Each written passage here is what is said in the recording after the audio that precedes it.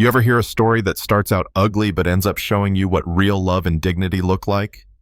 Well, this one starts inside a mansion so big it could have been a hotel where a man thought money gave him the right to decide who was worthy of respect and who wasn't. His name, let's call him William Harrington. He was the kind of millionaire folks in town whispered about, not because he was generous or kind, but because he was ruthless. He'd already fired 10 housekeepers in less than 6 months, and every single one of them had been either black or Latina. The day it happened to me, I was holding nothing more dangerous than a little doll. I'd just picked it up off the floor outside his daughter's bedroom. She was only 6, fighting cancer, her head bald from treatments, her eyes always staring out windows like she was waiting for life to come back. But to William, me standing there with that doll was some kind of crime. He stormed toward me, his shadow swallowing up the hallway, and spat. "Did you really think someone like you could touch my daughter's things?" His eyes were blazing cold as steel. I wanted to explain, but he cut me off before I could finish one word. "Shut your mouth. People like you always have excuses." His voice carried the weight of 10 generations of arrogance. I stood my ground, straightened my back, even as my hands trembled around that doll. Inside, I thought, here we go again. Another man hiding racism behind the word standards.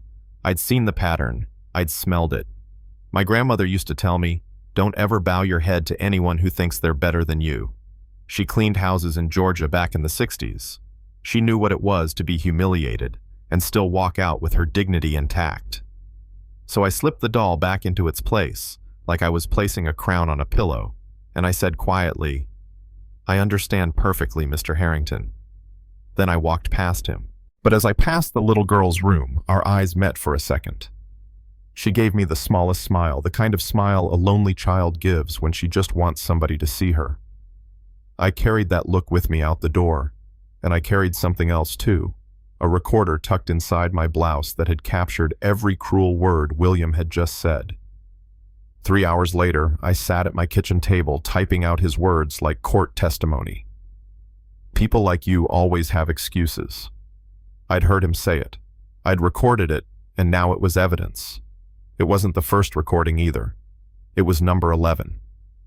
11 times I'd caught him showing his true colors. I wasn't just another fired worker. I was building a case. My phone rang. It was Mariana, a Latina woman he'd kicked out 2 weeks earlier. "He got you too, huh?" she said. She told me how the white women got second and third chances even after breaking dishes, scratching cars, falling asleep on the job, while women like us were shown the door for things we never even did. Her voice cracked when she mentioned the little girl, how she'd see her sitting by the window so sick and so alone. That broke me, because I knew exactly what kind of pain grows in a child when love is withheld. I pulled out an old photo of my grandmother Dorothy. On the back she'd written, "Dignity cannot be bought or sold." Her words burned in me. That's when I made up my mind. I opened a folder on my laptop labeled Operation Dignity. Inside were recordings, photographs, copies of emails, even screen grabs of messages he'd sent other rich folks about who was appropriate for their homes. He thought his money could keep this hidden. He had no idea I used to work in TV production before life knocked me sideways. So I called my cousin Jasmine, a local news reporter with a fire in her belly. "I've got a story," I told her, "the kind that will make this whole town look in the mirror." She came over that night, her eyes lighting up as she flipped through my evidence.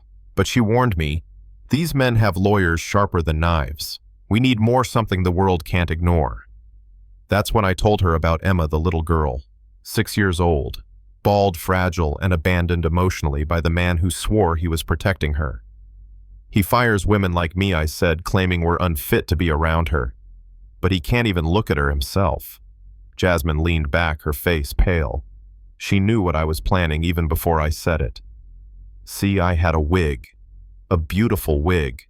Golden curls like Emma's hair before the cancer treatments. Carmen, the longtime housekeeper still stuck working there, had told me Emma cried whenever she saw other kids with hair. So we made a plan. Saturday morning, while William was at his golf club bragging to his friends, I'd slip back into that house.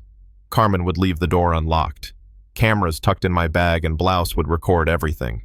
And when Emma put on that wig and saw herself again, The whole world would witness a child's joy, given by the very person her father despised. I'll never forget that moment. Carmen called softly. "Emma, honey, someone's here to meet you." The little girl tiptoed down in her unicorn pajamas, her scarf slipping just enough to show her bald scalp. She stopped when she saw me. "Hi, Emma," I whispered, kneeling. "I hear you're a very special princess." She tilted her head, studying me with those big, tired eyes. "Why did Daddy say people like you can't work here?" That question hit me harder than any insult her father had thrown. But I smiled. Sometimes adults say things that don't make sense. What matters is how we treat each other. I pulled out the wig and her eyes widened like I'd just opened a treasure chest. "Oh my gosh, it's just like my hair," she cried. She let me take off her scarf and I gently placed the wig on her head. Carmen brought a mirror and Emma let out a scream of pure joy. She twirled, she laughed, she shouted, "It's me! It's really me!" That little girl danced circles around the room, her curls bouncing, her face lit up brighter than the sun. And then, the front door opened.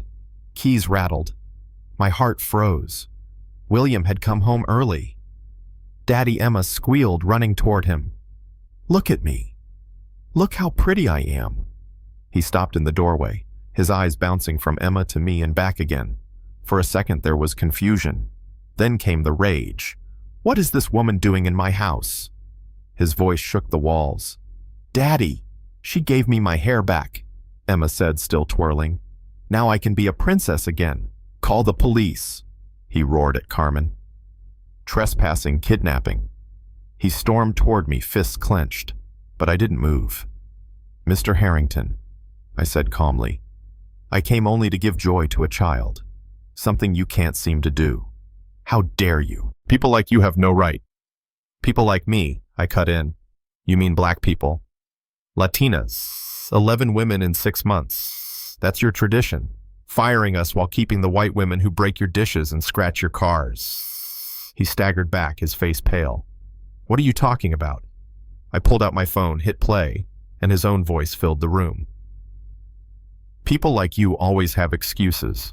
We don't want elements that could negatively influence our children."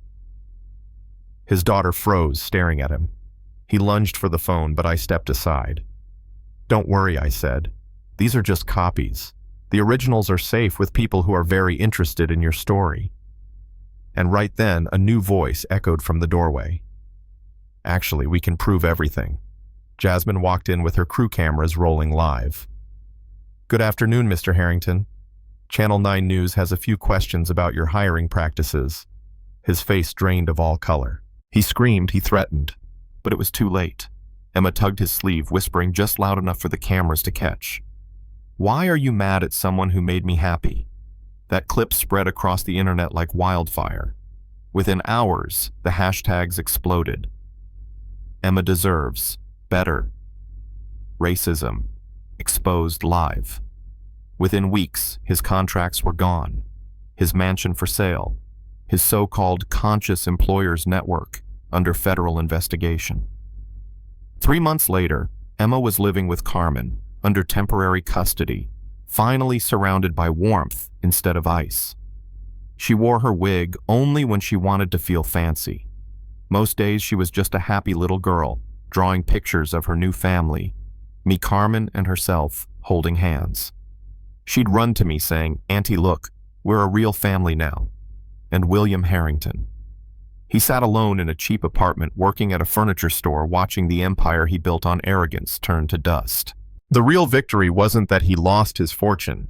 It was that Emma gained love, dignity, and a sense of belonging. That a man who thought women like me weren't fit for his family had to watch his daughter thrive because of us. Now here's where I leave it in your hands. Do you think justice was served? Was it enough that he lost his money and reputation? Or should a man like that have faced even harsher consequences? And what about Emma? Should children be shielded from their parents' mistakes? Or is the truth the only way they learn? Drop your thoughts in the comments. Let's talk about what dignity, love, and justice really mean. Because sometimes karma doesn't just happen on its own.